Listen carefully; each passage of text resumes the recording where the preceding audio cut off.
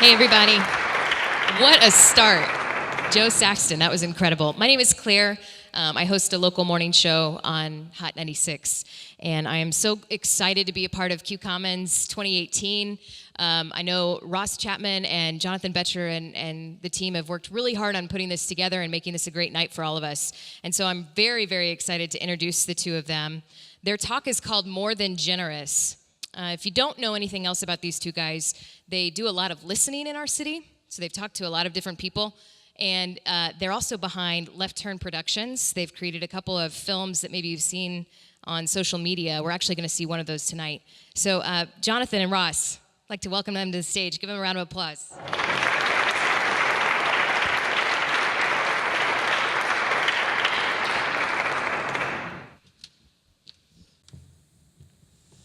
When I moved back to Evansville 3 years ago, I spent my first year just listening and learning.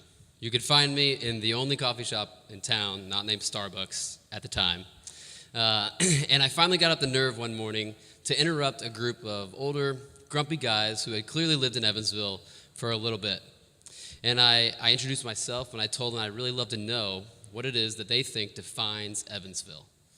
And mostly they told me about some negative turning points that drastically altered our economic realities and our citywide psyche. It was a bleak picture. They talked about the 1937 flood and many economic and manufacturing downturns where people lost jobs and kind of stagnated our population growth. It was not an inspiring picture of Evansville, but I've learned to see it differently now. You see, it's our past that has allowed us to be a generous city.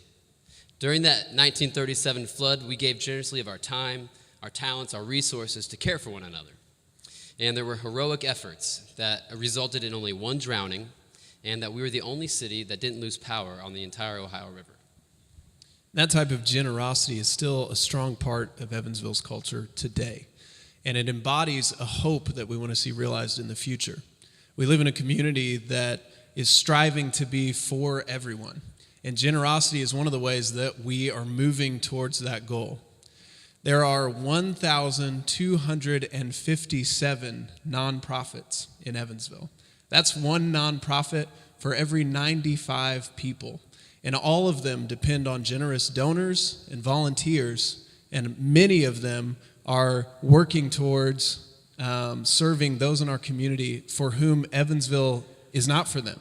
And so one example is Habitat for Humanity. They either recently completed or are soon to complete their 500th home in Evansville.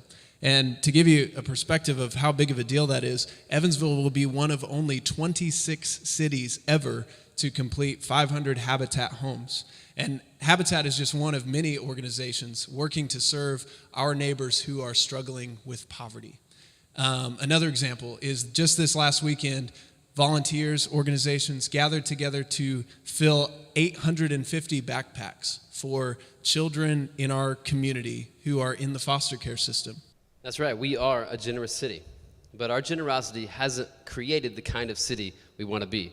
For example, the example that Jonathan just gave us, cared for a felt need of foster families and kids, but today there's 1,000 kids in the foster care system and only 150 families to care for them.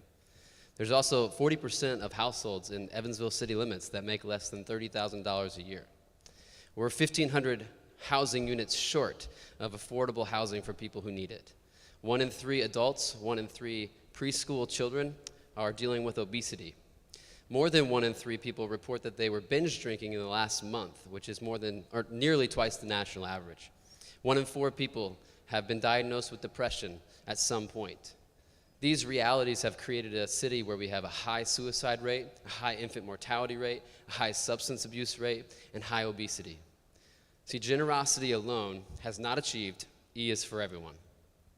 So in order to make Evansville a city where everyone can flourish, we have to be more than generous. And we think that there are 2 virtues that we can add to our generosity. The first one is proximity. A few years ago, I was at the Fall Festival, and I reconnected with a high school classmate who had recently been released from prison. He was homeless, he was unemployed, and so I felt like I needed to help him out, but I thought it might be irresponsible to just give him some cash and be on my way. So I gave him something else instead, my phone number. And at the time, I didn't realize that I was making kind of a significant commitment in doing that, because from that point on, he didn't just have a few dollars in his pocket. He had a friend who he could call. He could call me when he needed a ride to the food pantry or a job interview. He had a friend who he could put down on a job application. He had a friend who he could call late at night when his anxiety got the best of him and he was thinking of ending his life. You see, what that friendship has taught me is that there are certain things that you can't give to someone unless you get close to them. Meaningful relationships, personal connection, a sense of dignity and value, like someone will pick up the phone when I give them a call. But that kind of proximity takes a lot of time, and time is not something that most of us have to spare. We don't have a lot of time to give away, but maybe we have some time that we can share. Maybe we can invite people into the activities that we're already doing. Inviting somebody to work out with you or to help you with a project at your house. These are ways that we can not just give our time away, but share it by inviting people in to be a part of our lives. But often this kind of invitation and proximity, it becomes really difficult because we realize that eventually it's going to lead us to a degree of vulnerability that's uncomfortable. And vulnerability is the second virtue we want to add to generosity. But vulnerability requires doing three pretty hard things. The first is recognizing that every person has inherent dignity. But you have to have a worldview that supports that idea. If you're coming from the Christian faith perspective, you know that's rooted in the idea that God made every person in his image and gave them that inherent value. And off of that value, you can practice the second really difficult thing that vulnerability requires, which is humility. It's looking at each other and seeing peers and neighbors rather than projects and inferiors. It also means we have to surrender control and expose ourselves to unknown risks. Jesus actually, his life is an example of that kind of vulnerability. Philippians 2 reminds us that though he was God, he took the form of a man, humbling himself and becoming a servant. Why? Because he considered human beings and all of creation inherently valuable and worth the sacrifice. Vulnerability also creates compassion. It's this idea of with suffering. It's a sense of struggling together. And it creates an emphatic, shared sense of burden and responsibility. And when you put responsibility and compassion together, you start to find real solutions to big problems. Author and cultural thinker Andy Crouch says that the restoration of culture is the recognition of persons. We believe when you put generosity, proximity, and vulnerability together, you get to the core ideas involved in hospitality. We practice hospitality. We recognize the persons in our community that are inherently valuable. They're worth the service and the sacrifice. So we need to be more than generous. We need to practice hospitality. We need to practice radical hospitality that changes us and changes our city. So how do we practice this kind of radical hospitality that's both proximate and vulnerable, in addition to being generous? I think it's about extending the boundaries of our hospitality. How can you take your hospitality and stretch it to a more radical measure and to people who are radically different from you? How can you listen more? How can you get a little bit closer?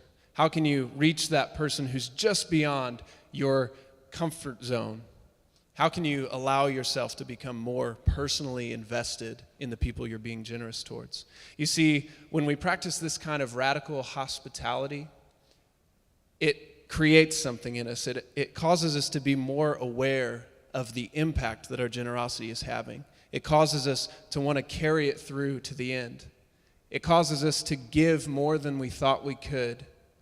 And oftentimes, it will be surprised by what we might even get in return.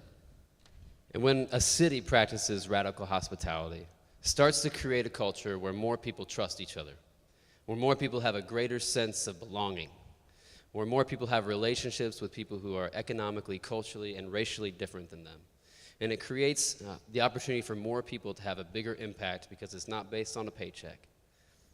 So when we're all old and grumpy, enjoying our favorite coffee in our favorite coffee shop, what if we're able to say the radical hospitality of Evansville's people is what created the place that is for everyone? Thanks.